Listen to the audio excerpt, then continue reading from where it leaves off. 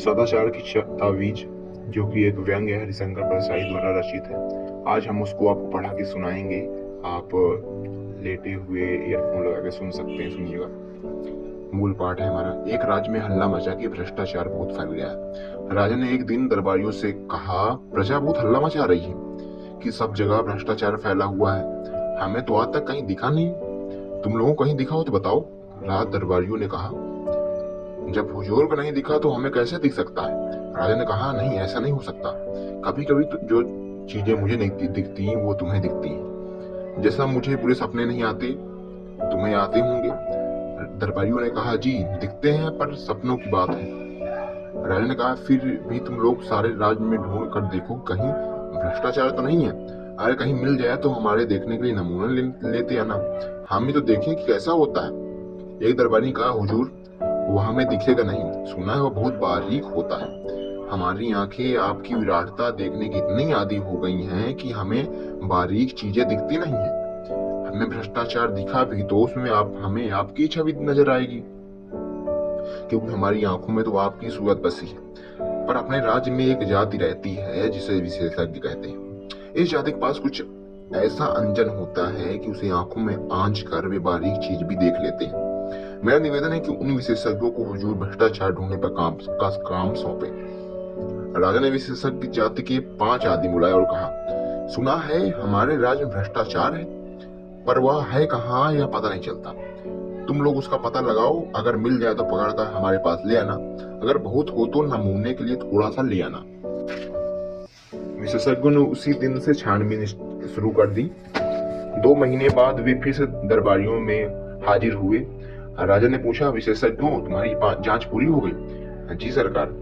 क्या तुम्हें भ्रष्टाचार मिला? जी बहुत सारा मिला। राजा ने हाथ बढ़ाए, लाओ मुझे बताओ, कैसा दिखता है वो। विशेषज्ञों ने कहा, हुजूर वह हाथ की पकड़ में आता ही नहीं। वह स्थूल नहीं, सूक्ष्म है, अगोचर है, पर वह सर्वत्र व्याप्त है। उसे देखा नहीं जा सकता, अनुभव किया जा सकता है। राजा सोच में पड़ गए। बोले, विशेषज्ञों तुम कहते हो कि वह सूक्ष्म है, अगोचर है और सर्वव्यापी है, यह गुण तो ईश्वर के हैं, तो क्या भ्रष्टाचार ईश्वर है? विशेषज्ञों ने कहा, हाँ महाराज, अब भ्रष्टाचार ईश्वर हो गया है। एक दरबारी ने पूछा, पर वह कहाँ है, कैसे अनुभव होता है? विशेषज्ञों ने जवाब दिया, वह सर्वत्र है, वह इस भवन में है, वह महाराज के सिंहासन में। सिंहासन में है? कहकर राजा साहब उछल कर दूर खड़े हो गए। विशेषज्ञों ने कहा, हाय सरकार, सिंहासन में है। पिछले माह इस सिंहासन पर रंग करने के लिए बिल का भुगतान किया गया है। वह बिल झूठा है, वह वास्तव में दुगने दाम का है। आधा पैसा बीच वाले खा गए। आपके पूरे शासन में भ्रष्टाचार है, वह मुख्यतः घूस के रूप में है। विशेषज्ञों की बात सुनकर राजा चिंतित हुए और दरबारियों के कान खड़े हुए। राजा ने कहा, यह तो बड़ी चिंता की बात है, हम भ्रष्टाचार बिल्कुल मिटाना चाहते हैं। विशेषज्ञों तुम बता सकते हो कि वो कैसे मिट सकता है? विशेषज्ञों ने कहा, हाँ महाराज, हमने उसकी भी योजना तैयार की है। भ्रष्टाचार मिटाने के लिए महाराज को व्यवस्था में बहुत परिवर्तन करने होंगे। एक तो भ्रष्टाचार के मौके मिटाने होंगे, जैसे ठेका है तो ठेकेदार है, और ठेकेदार है तो अधिकारियों को घूस है। ठेका मिट जाए तो उसकी घूस मिट जाए। इसी तरह और भी बहुत सी चीजें हैं, किन कारणों से आदमी घूस लेता है, यह भी विचारणीय है। राजा ने कहा, अच्छा तुम अपनी पूरी योजना रखा जाओ, हम और हमारा दरबार उस पर विचार करेंगे। विशेषज्ञ चले गए। राजा ने और दरबारियों ने भ्रष्टाचार मिटाने की योजना को पढ़ा, उस पर विचार किया। विचार करते दिन बीतने लगे और राजा का स्वास्थ्य बिगड़ने लगा। एक दिन एक दरबारी ने कहा, महाराज चिंता के कारण आपका स्वास्थ्य बिगड़ता जा रहा है। उन विशेषज्ञों ने आपको झंझट में डाल दिया है। राजा ने कहा, हाँ, मुझे रात को नींद नहीं आती। दूसरा बोला, ऐसी रिपोर्ट को आग के हवाले कर देना चाहिए जिससे महाराज की नींद में खलल पड़े।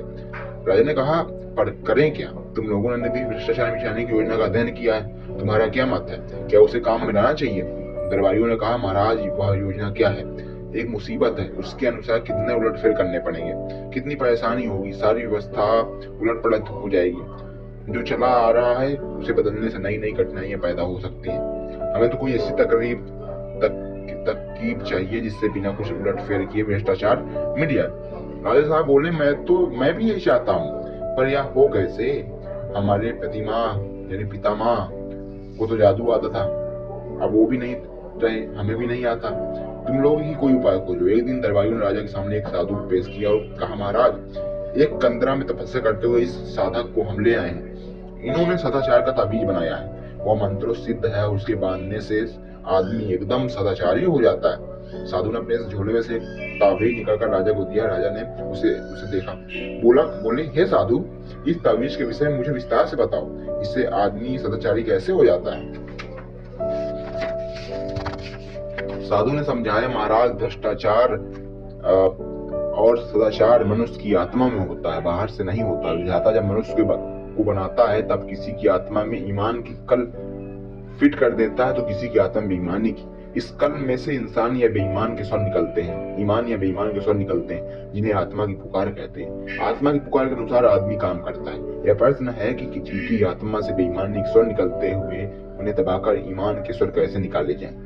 मैं कई वर्षों से इसी के चिंतन में लगा हूँ। अभी मैंने यह सदाचार का ताबीज बनाया है। जिस आदमी की भुजा पर यह बांधा होगा वह सदाचारी हो जाएगा। मैंने कुत्ते पर भी इसका प्रयोग किया है। यह ताबीज गले में बांध देने से कुत्ता भी रोटी नहीं चुराता।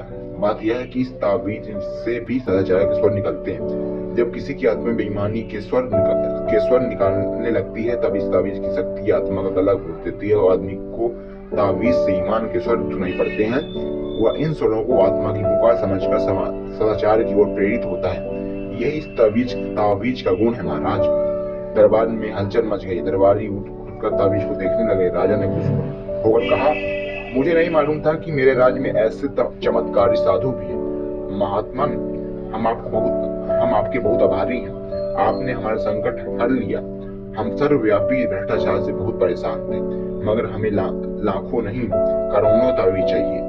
हम राज्य की ओर से ताबीजों का कारखाना खोल देते हैं। आप उसके जनरल मैनेजर बन जाए और हमारी देखरेख में बढ़िया ताबीज बनाए। एक मंत्री ने कहा, महाराज, राज्य क्यों झंझट पड़े? मेरा तो निवेदन है कि साधु बाबा को ठेका दे दिया जाए। वे अपनी मंडली से ताबीज बनवाकर राज्य को सप्लाई कर देंगे।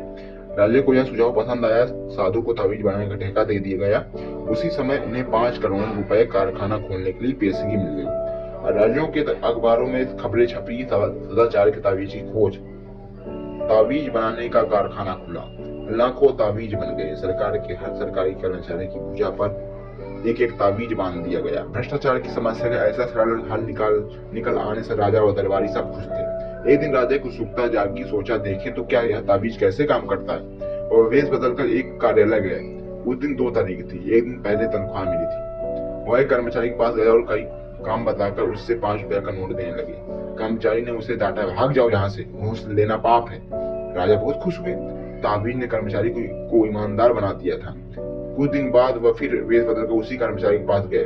उस दिन 31 तारीख थी, महीने का आखिरी दिन। राजा ने फिर से 5 का नोट दिखाया। उसने लेकर जेब में रख लिया। राजा ने उसका हाथ पकड़ लिया। बोले, मैं तुम्हारा राजा हूँ, क्या तुम आज सदाचार का ताबीज बांधकर नहीं आए? बांधा है सरकार, यह देखिए। उसने आस्तीन चढ़ाकर ताबीज दिखा दी। राजा असमंजस में पड़ गया। फिर ऐसा कैसे हो गया? उन्होंने ताबीज पर कान लगाकर सुना, ताबीज में से स्वर निकल रहे थे। अरे, आज 31 है, आज तो ले ले। भाइयों साथियों, हमारी सदाचार की ताबीज जो व्यंग था वो यहीं पे खत्म हुआ। कैसी है ये कहानी आप हमें कमेंट में बता सकते हैं। और आप हमारे चैनल में नए हैं तो हमारे चैनल को सब्सक्राइब कर दीजिए। जय हिंद, जय भारत।